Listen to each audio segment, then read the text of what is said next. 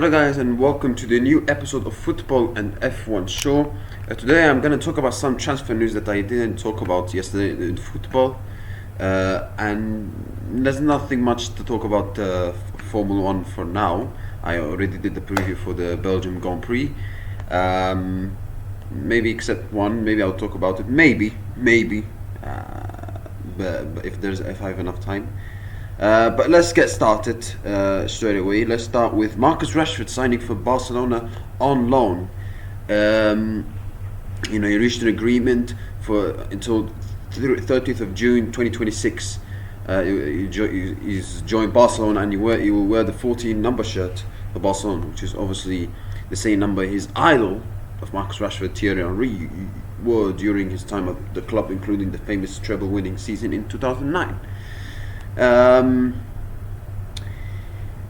Listen, Rashford, obviously at Manchester United, when he came in as a young kid, scored great goals, couple goals. I remember his first games against Midtjylland and against Arsenal, scored big goals, great goals, and we thought he could be one of United's golden boys, the United's best players. He could be one of the world's best players in the future, and then he was managed by Mourinho, and he didn't have the best time clearly there. And then when worked with Ole Gunnar Solskjaer, and he clearly played his best football. You can see, or one of his best football. Scoring goals, scored 20 plus goals in 1920 season, in 2021 season, even though he was not fully fit in that 2021 season. But 21-22 season, he had a very poor season, very poor. But the next year, he managed to come back, having an amazing season, his best season, 22-23, his first season with Erik ten Hag. And then the problems started came in, and it even became more worse from 23-24 season after that. He started to have disciplinary problems. He was punished. He was not playing quite a lot of times. He clearly had not a great relationship with Ten Hag. And then Amram came in, obviously, in the press conference, when he said, I would rather put my goalkeeper coach than Rashford, because Rashford doesn't work hard. He has problems in his attitude, problems in the, being disciplined. And that's what Marcus Rashford has let him down, is that he has the talent, he has the quality, he can do it, but he needs to be disciplined, he needs to fix his attitude. He went on loan to Aston Villa, and he did okay. I would say he did okay, but we all know that the quality that Rashford had is very good. He can score goals, he can cause problems for defenders. The pace he has is very good, but he needs to fix his disciplinary attitude, his disciplinary actions. He needs to fix his attitude, and he needs to he needs to fix his behavior. That's it, and not cause problems, cause issues, and work hard. Because yes, he can have all the talent around the world, which Rashford has some of it, but if you're not going to work hard, talent is nothing. And Marcus Rashford, you can clearly see from what Amram spoke about him in the past, is he's lacked that professionalism, that working hard, that commitment. So Rashford. So let's see if he was the problem, or he was the problem himself, or Manchester United was the problem. Let's see, but I don't know. Listen, if Barcelona signed them up permanently, then I would have an issue with that. Because why Barcelona signing for someone who's not? Barcelona requires players that are disciplined and that are focused and they are very committed and don't do some nonsense stuff. On loan, okay. Let's see what he does. I understand the decision. I understand the decision of Barcelona. So they're thinking okay, he's a good player, a good quality player, but he has disciplinary problems. But let's sign him on loan, and let's see what he can do. If he does well, then we can sign him on permanently. If he doesn't, then we don't have to sign him permanently. So, because if they signed him on permanently, then I would have an issue with that. But on loan, okay, that's fine. So let's see what he does. But he's gonna have to also earn the trust of his teammates and Hansi Flick.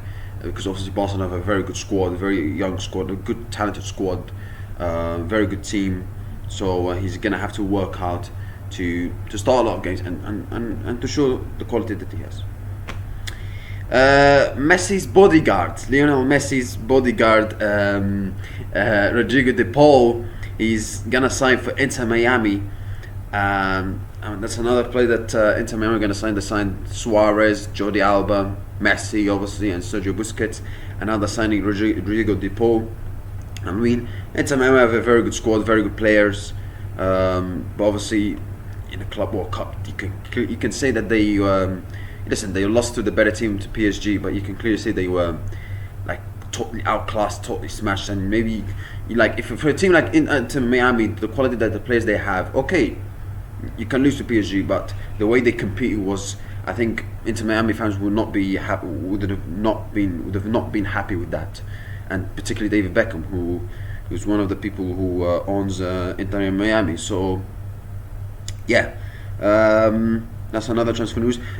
Sunderland close to agreeing a deal for with Bayer Leverkusen for the signing of Granit Xhaka.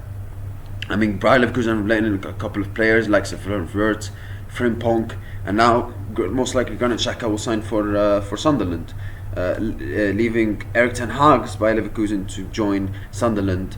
Sunderland, who just recently promoted to the Premier League. Listen, Sunderland, if you look at the midfield, is very, very good.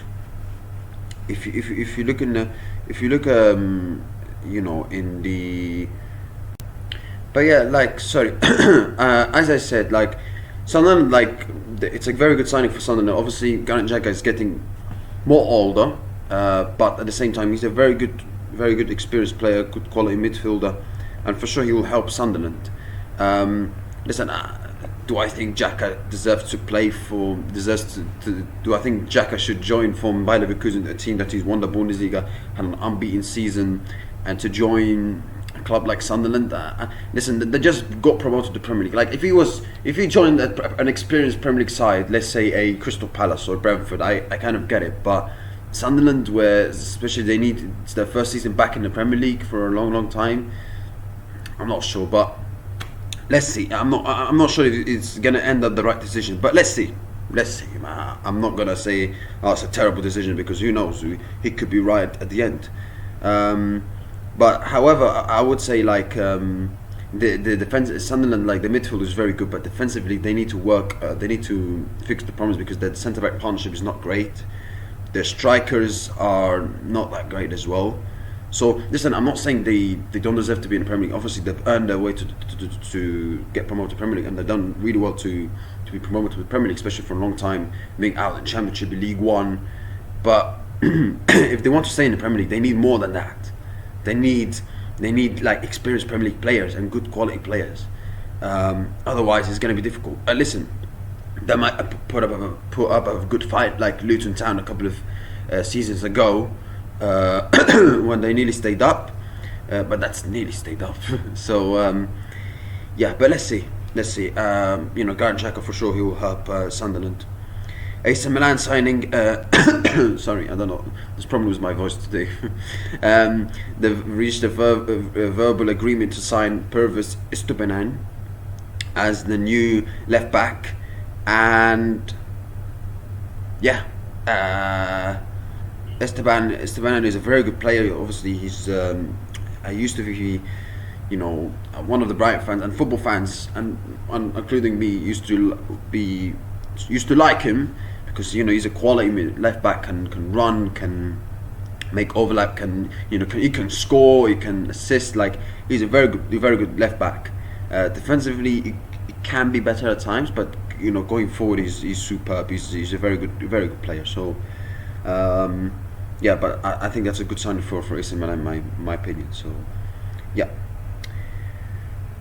Manchester United finally signed Brian Mbeumo. They signed Cunha like a month ago, and now they signed Mbeumo finally. I mean, they started their interest in signing Mbeumo like in the 2nd of June or the 1st of June in 2025, and it took them ages and ages and ages to get. I mean, listen, if they were going for a player like, let's say, I don't know, a top quality player, like, let's say if they were going for Haaland, okay, and it took them months and months to get over the line, I kind of get it. okay, just like Real Madrid with Mbappe.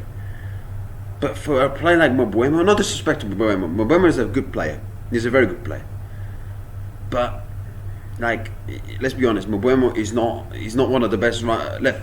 He's not one of the best wingers in the world. Let's be honest. And for Man United to spend months, like weeks after week after week after week, to trying to signing him, all of that to try to sign him, it's a bit embarrassing.